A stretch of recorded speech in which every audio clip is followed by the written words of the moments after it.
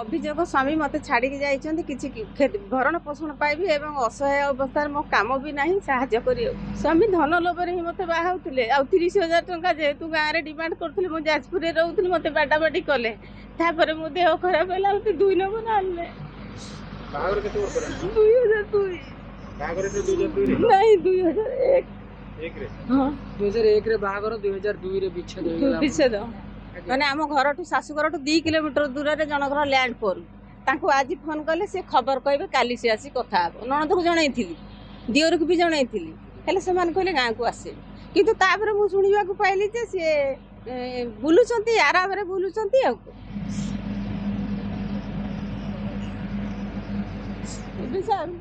एक तो बापा माँ ना रहा भी जगह ना खाइबा भी असुविधा यदि स्वामी पुणी फेरी आसती नहीं आ मिसबार चांस ना एत वर्ष पर आउ बुढ़ा बुढ़ी दिने मिसबार चांस ना बाघर वर्ष जो छाड़ी गले 2002 रे महिला कमिशन ऑफिस रे रिपोर्ट करथिली महिला कमिशन ऑफिस रे जो 3टा नोटिस हैला से 3टा नोटिस रे आसिलेनी मु गली सी आसिलेनी मते कमिशनर डाकी कहले से यदि गवर्नमेंट चाकरी करथांते मु दरमारू अधा तुमको मिलथांता एबे मु फाइल क्लोज करबी तुम कोर्ट आसरानी ग्राम कोइलो पोस्ट असिलेश्वर डिस्ट्रिक्ट कटक आज मुख्यमंत्री का अभियोग प्रकाश थिला आपण आस्तिले अभियोग कोन रखिले अभियोग स्वामी मत छाड़ी कि भरण पोषण पाइबी एवं असहाय अवस्था मो कम भी ना साहाଯ୍य कर केते वर्ष होला स्वामी छाड़ी गले 2002 कोन एमती आसिला स्वामी आपन को छाड़ देले स्वामी धन लोभ ही मत बाहाउले आ 30,000 टंका जेहेतु गाँव में डिमांड करुले मुझे जाजपुर में रोली मत बाडाबाड़ी कले तापर मो देह खराब है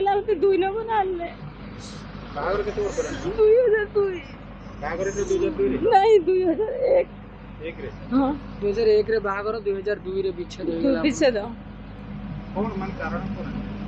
कारण सर से जो गाँव में जिनस पत्र रहा शाशु शशुर भी रहिले सी मत न जन कि गोटे जगह घर ठीक कले भड़ा घर जो कौन स्वामी स्त्री की घर भड़ा जो नेबे देखेबे कि नहीं तो से जगह मत जो नहीं रखा कहले मुझे तुम गाँव जिनस पत्र आण से आम जा रहा से राजी हेले बर मो भाई की कहीबारू से राजी होनी जावाक मो भाई मत बुझाबुझी कले देख से घर ठीक कर तू जाइए रह से किसी चलवाई भाई आउ जिनस मत देले तापर आम से रहिलु रहिला पर सेठी असुविधा है असुविधा हबार आम फेर गलु कौटी नयापल्ली 1206 प्लट नंबर देवराई कॉलेज पाखे सेठी 15 दिन रही कि नहीं मझे राति मत छाड़ी पड़ेले कहना मो सांग भौणीर बाहागर मु कहली तुम कार्ड देखाओ जदि सांग भौणीर बाहागर तुम जीव मुझे रही केमती तो सी मत एकुटिया छाड़ी पड़ेले मुझे 2 नंबर मो भौणी घर को फोन कर पुतरा संगे नहीं नहीं सर मोर अरेंज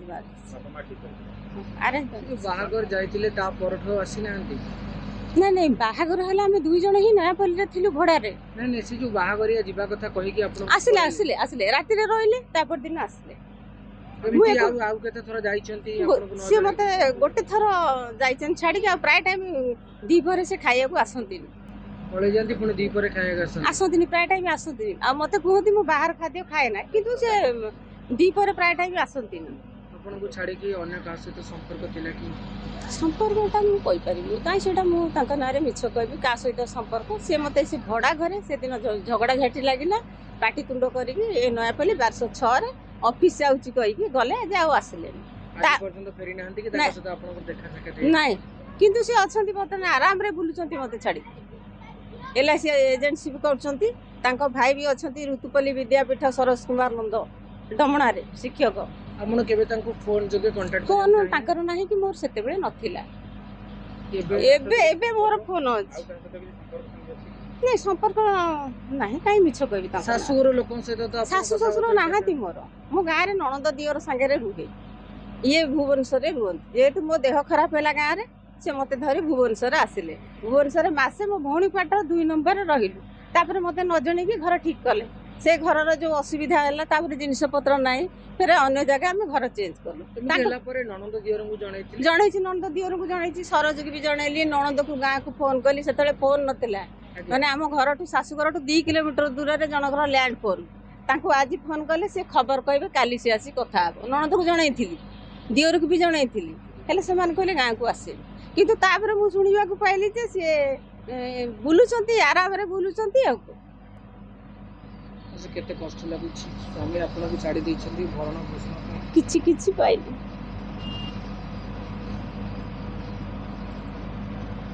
କିଏ ଭାବିଥିଲେ ଜୀବନରେ ଏମିତି ଆସିବ ବୋଲି, ଯାହାକୁ ଜୀବନ ସାଥୀ ରୂପେ ବାଛିଲେ ସେ ଏମିତି କରିଦେଲେ। ଆରେ ବାପା ମା ନାହାନ୍ତି, ଭାଇ ବି ନାହାନ୍ତି, ରହିବାକୁ ହଇରାଣ।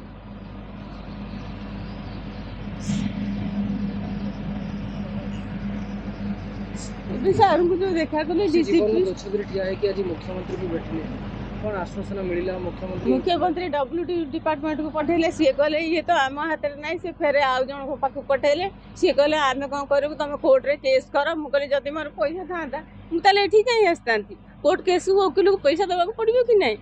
ତାପରେ ସେ ସାର୍ ଡାକିଲେ ଏ ଯେଉଁ ଡିସିପି ମୋ ସାଙ୍ଗରେ କଥା ହେଇକି ମୋ ନମ୍ବର ଦେଲେ, କହିଲେ ମୁଁ ନୟାପଲ୍ଲୀ ଫୋନ୍ କରିକି ବୁଝିବି। ମୁଁ ତାଙ୍କ ନମ୍ବରଟା ବି ଆଣିଛି। ମୁଁ କହିଲି ସାର୍ ମୁଁ ଆପଣଙ୍କୁ ଫୋନ୍ କରି କଣ୍ଟାକ୍ଟ କରି ବୁଝିବି। ସ୍ୱାମୀଙ୍କଠୁ ଏବେ କ'ଣ ଚାହୁଁଛନ୍ତି ଆପଣ? ସ୍ୱାମୀଙ୍କଠୁ ଚାହୁଁଛି ମୋ ଭରଣ ପୋଷଣ। ଡିମାଣ୍ଡ 60,000 ଦିଆହେଇଛି, ବରଯାତ୍ରୀ ପ୍ରସେସନ୍ 25,000, ବାକି ଦିଆହେଇଛି ସେ ସମସ୍ତ ପଇସା ଫେରେଇ ଦେବାକୁ ସୁନା 10 ଭରି। ଶୁଣନ୍ତୁ, ସୁନା 10 ଭରି, ରୂପା 8 ଭରି, ବାସନ ଷ୍ଟିଲ୍, ନନଷ୍ଟିକ୍, ସିଲଭର ଏମିତି 5 ସେଟ୍, ଖଟ, ଫ୍ରିଜ୍ ଦେଇନି, କାହିଁ ମିଛ କହିବି, ଖଟ, ଟ୍ରଙ୍କ, ଆଲଣା, ବାକି ଲୁଗାପଟା ଚଳିବା ଏତକ ଜିନିଷ ଗାଁରେ। ତେଣୁକରି ଏ ଜିନିଷ ତ ନଥିବ, ମୋ ସାନ ନଣନ୍ଦ ଥିଲେ ବାହାଘରେ ଦେଇଥିବେ, ସେ ଜିନିଷର ବି ଅବସ୍ଥା ନଥିବ। ମୁଁ ଚାହୁଁଛି ତାଙ୍କଠାରୁ ମୋର ଭରଣ ପୋଷଣ। ତ ମୁଁ ଚଳିବି କେମିତି ବର୍ତ୍ତମାନ? ଏକ ତ ବାପା ମା ନାହାନ୍ତି, ରହିବାକୁ ବି ଜାଗା ନାହିଁ, ଖାଇବାକୁ ବି ଅସୁବିଧା। ଯଦି ସ୍ୱାମୀ ପୁଣି ଫେରି ଆସନ୍ତି ନାଇଁ, ଆଉ ମିଶିବାର ଚାନ୍ସ ନାହିଁ। ଏତେ ବର୍ଷ ପରେ ଆଉ ଏ ବୁଢ଼ାବୁଢ଼ୀ ଦିନେ ମିଶିବାର ଚାନ୍ସ ନାହିଁ। ବାହାଘର ବର୍ଷ ଯେଉଁ ଛାଡ଼ିକି ଗଲେ 2002ରେ ମୁଁ ମହିଳା କମିଶନ ଅଫିସରେ ରିପୋର୍ଟ କରିଥିଲି। ମହିଳା କମିଶନ ଅଫିସରେ ଯେଉଁ 3ଟା ନୋଟିସ୍ ହେଲା, ସେ 3ଟା ନୋଟିସ୍ରେ ଆସିଲେନି। ମୁଁ ଗଲି, ସିଏ ଆସିଲେନି। ମୋତେ କମିଶନର ଡାକିକି କହିଲେ ସିଏ ଯଦି ଗଭର୍ଣ୍ଣମେଣ୍ଟ ଚାକିରି କରିଥାନ୍ତେ ମୁଁ ଦରମାରୁ ଅଧା ତୁମକୁ ମିଳିଥାନ୍ତା।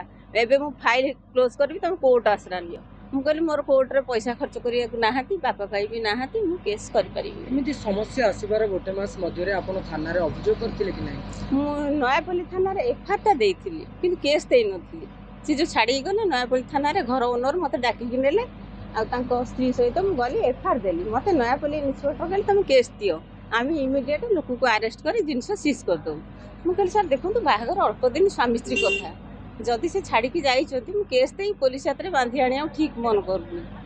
ତ କାଳେ ତାଙ୍କ ମନ ପରିବର୍ତ୍ତନ ହେବ। ମୁଁ ସେ ଘର ଭଡ଼ାଟା ମାସେ ରଖିଲି, ଆଉ 2 ନମ୍ବର ଭଉଣୀ ଘରକୁ ପଳେଇ ଆସିଲି। ଓନରକୁ କହିକି ଆସିଲି ଯଦି ସେ ଆସିବେ ମୋତେ ଫୋନ୍ କରି କହିବ। ସିଏ ମାସକ ପର୍ଯ୍ୟନ୍ତ ଦେଖା ଚାହାଁ କରିବାର ନାହିଁ, ତାଙ୍କର ଆରାମରେ ବାହାରେ ବୁଲିଲେ। ମୋତେ ସେ ଓନର ଫୋନ୍ କରି କହିଲେ ଦିଦି ଆପଣ ଘର ଛାଡ଼ି ଦିଅନ୍ତୁ। ସେ ତ ଆସିଲେଣି ଘର। ଦ୍ୱିତୀୟ ମ୍ୟାରେଜ୍ କରିନି ନା? ସେଟା ମୁଁ କେମିତି ଜାଣିବି? ତାଙ୍କ ଘର ତ ଯାଜପୁର। ମୁଁ କେମିତି କାହାରି ସହିତ ବି କଣ୍ଟାକ୍ଟ ନାହିଁ, ଫୋନ୍ ବି ନାହିଁ, ମୋର କାହା ସହିତ ଯୋଗାଯୋଗ। ସେ ଯେଉଁ ଦିଅର ଆପଣଙ୍କର ନଣନ୍ଦ, ତାଙ୍କ ସହିତ କଥାବାର୍ତ୍ତା ହେଉଛନ୍ତି? ନାଇଁ, ଦିଅର ସେ ନଣନ୍ଦ ଯିଏ ଆମ ଗାଁର 2 କିଲୋମିଟର ଦୂରରେ ଜଣକ ଲ୍ୟାଣ୍ଡ ଫୋନ୍, ସେ ନମ୍ବରଟା ବି ମୋ ପାଖରେ ଆଉ ଏବେ ନାହିଁ। ତା ଛଡ଼ା ଦିଅରର ଫୋନ୍ ଥିଲେ ବି ମୋ ପାଖରେ ତାଙ୍କ ନମ୍ବର ନାହିଁ। ସିଏ ଅଛନ୍ତି ଋତୁପଲ୍ଲୀ ବିଦ୍ୟାପୀଠ ଡମଣାରେ, ସରୋଜ କୁମାର ନନ୍ଦ ଶିକ୍ଷକ। ଯାଇକି ଦେଖା କରୁନାହାନ୍ତି? ହଁ, ମୋର